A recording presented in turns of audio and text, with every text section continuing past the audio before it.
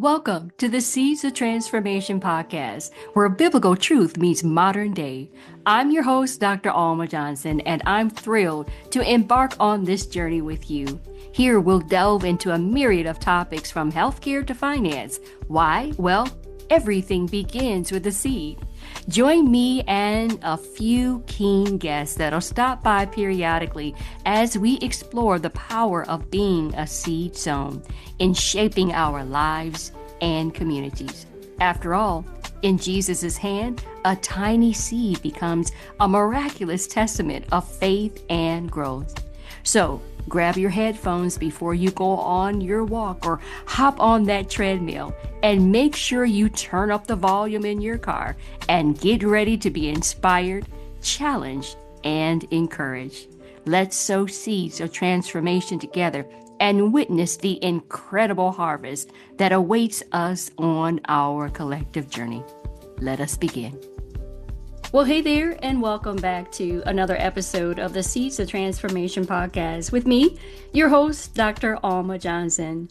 Today, we are discussing breaking strongholds of the mind, and we're going to handle this text responsibly.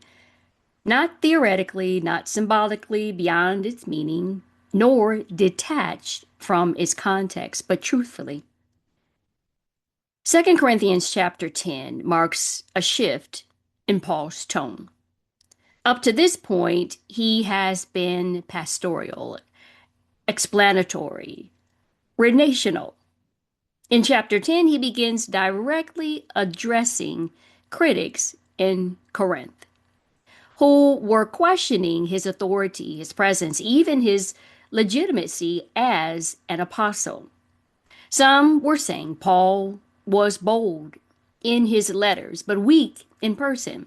Others accused him of operating according to the flesh, quote, end quote. So Paul writes, 2 Corinthians chapter 10, verse 3, "For though we live in the world, we do not wage war as the world does."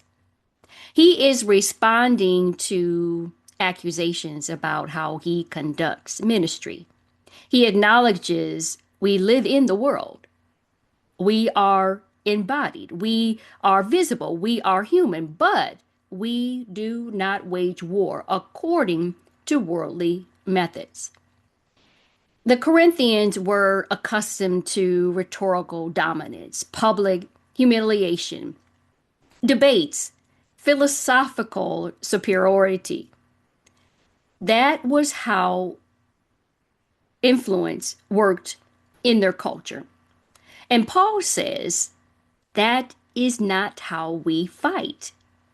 Now, verse 4 says, "The weapons we fight with are not the weapons of the world.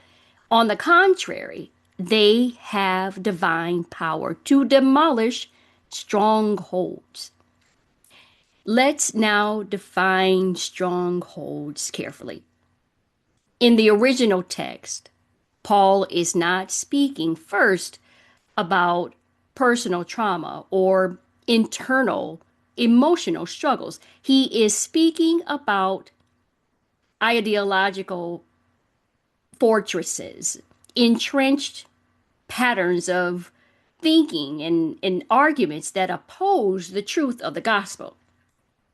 Strongholds here are intellectual and spiritual resistance structures, such as systems of thought, proud reasoning, false narratives about Christ, and apostolic authority. He clarifies this in verse 5. He says, "We demolish arguments and every pretension that sets itself up against the knowledge of God." Arguments, pretensions.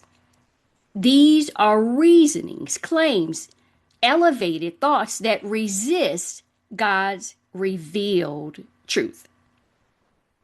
Paul's warfare is not against people.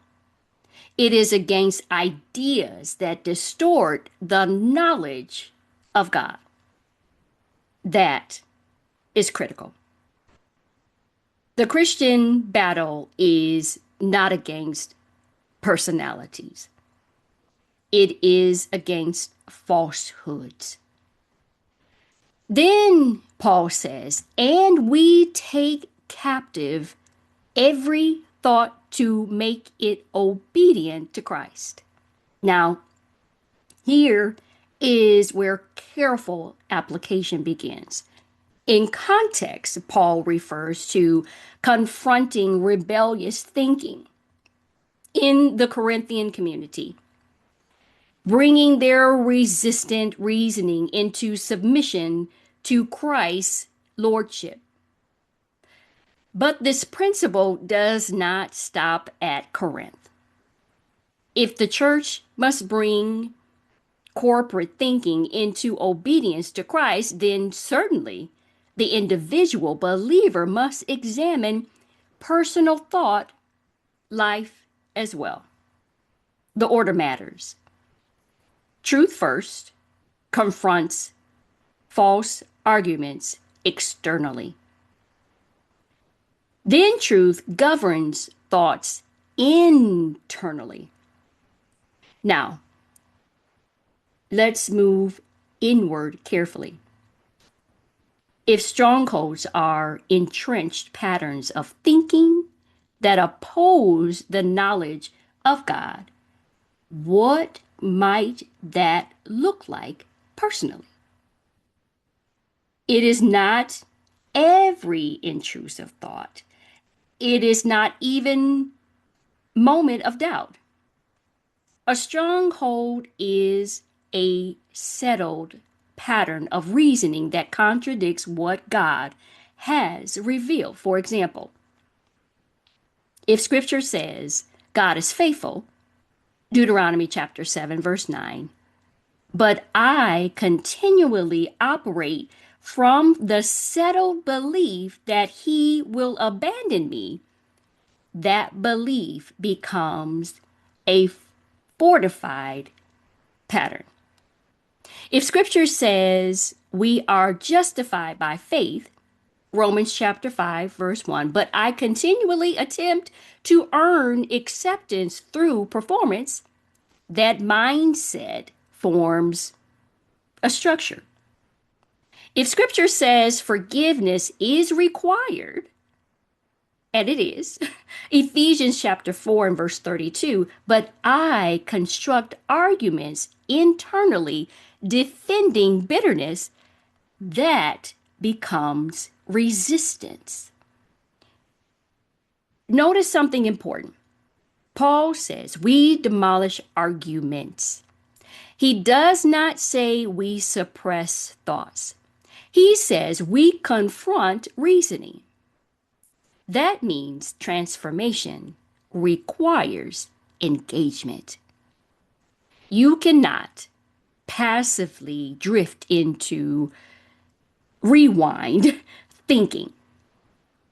Romans chapter 12 and verse 2 says, do not conform to the pattern of this world, but be transformed by the renewing of your mind. Renewing implies replacement. False reasoning must be replaced with revealed truth. And this is where many misunderstand spiritual warfare. It is not loud. It is not dramatic. It's disciplined.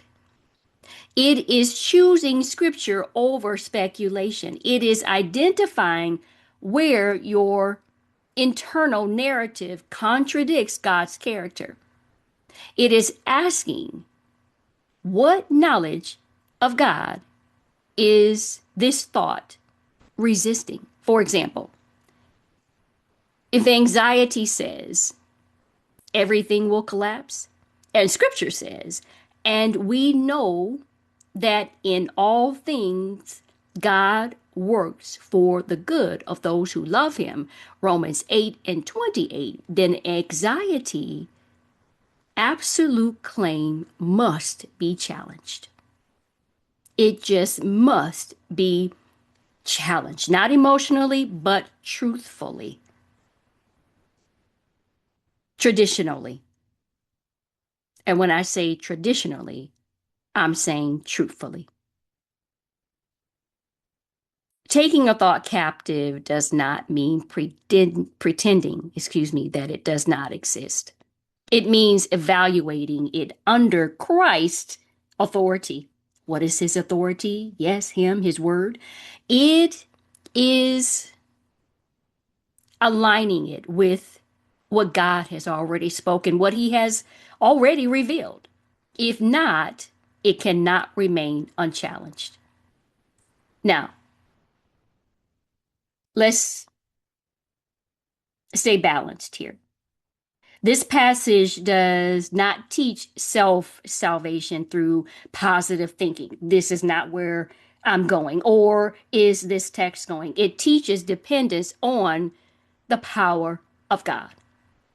Paul says the weapons have divine power, God's power. The strength to dismantle falsehood comes from God's word, his truth, God's Holy Spirit, and God's authority, not from mental will power. So, practically, what are these weapons? Faithfulness to Scripture, prayer, proclamation of truth, humble submission to the Lord Jesus Christ. Paul's own ministry was not persuasive manipulation at all, it was gospel proclamation. Truth dismantles lies, the enemy, not aggression, not humiliation, truth. So let me ask something. Where have you allowed a narrative to settle without testing it against Scripture? Where have you assumed something about yourself, others, or God that you have never actually examined in the light of the Word? Y'all, strongholds are rarely obvious to the person inside them. They feel normal, but normal does not mean biblical. Now, let's bring this home in a grounded way. Breaking strongholds of the mind is not about chasing emotional breakthroughs. It is about consistent alignment. It is waking up and choosing to believe what God has revealed, even when things feel lagging behind. It's submitting prideful reasoning. It is refusing to let cultural narratives override Scripture. God said it, I believe it. It is remembering that Christ is Lord, not only of your worship, but of your thinking, because obedience to Christ includes mental obedience. When Paul says, make it obedient to Christ, he reminds us that Jesus is not merely Savior, he is Lord. And Lordship extends to thought life. This is not condemnation, it's clarity. You are not helpless in your thinking, but you are responsible for it. And you are not alone in confronting it. The Spirit of God empowers transformation. The Word of God anchors transformation, and the authority of Christ secures transformation. Now, let me close with this. The battlefield is not imaginary, but neither is it chaotic. it is specific. Where truth is elevated, lies lose structure. Where Christ is enthroned, pride collapses. Where scripture is trusted, false reasoning weakens. Breaking strongholds is less about shouting at darkness and more about standing firmly in the light. And light does not strain to overcome darkness, it simply shines. Let's pray. Father God, we come before you saying thank you, entering your courts with praise and thanksgiving for your truth. Lord God, we're asking that you would align our thinking with your truth.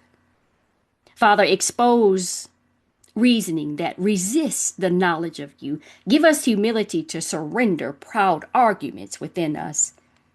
Lord God, teach us to bring every thought under the lordship of you, Jesus Christ, and let truth dismantle what is false.